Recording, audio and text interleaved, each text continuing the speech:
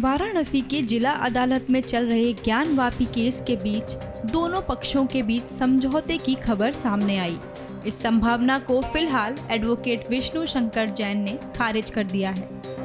इसकी कोई legal value नहीं है और ऑर्डर 23 सीपीसी में ये क्लियर प्रोविज़न है कि जब तक सारी पार्टीज एग्री ना हो जाएं तब तक कोई कॉम्प्रोमाइज़ नहीं हो सकता है। और एक बात आपको और बताना चाहता हूँ, जो मुद्दे देश और समाज से जुड़े होते हैं, जिसमें रिप्रेजेंटेटिव सूट होता है, जिसमें पूरा समाज इन्वॉल्व होता है, उसमें कोई एक आदमी या पार्टीज भी चाहें अकेले सेटलमेंट करना तो नहीं कर सकती हैं। तो ये जो सेटलमेंट की पहल है, आउट ऑफ कोर्ट सेटलमेंट, ये सीपीसी के तहत पॉसिबल नहीं है, लीगली पॉसिबल नहीं है।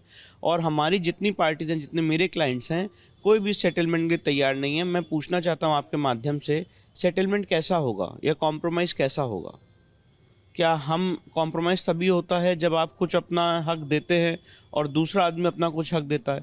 यहाँ पे बैरिकेडिंग के अंदर जितनी ज़मीन है उसका 1 इंच भी हम देने को तैयार नहीं है।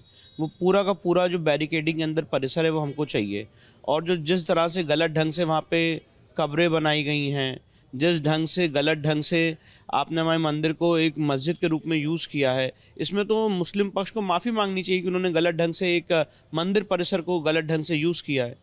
तो इसलिए कॉम्प्रोमाइज़ की तो इसमें कोई बात ही नहीं आती, कोई सवाल ही नहीं आता है।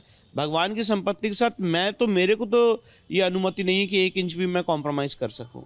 तो ये लीगली पॉसिबल नहीं है और सैद्धांतिक रूप से भी पॉसिबल नहीं।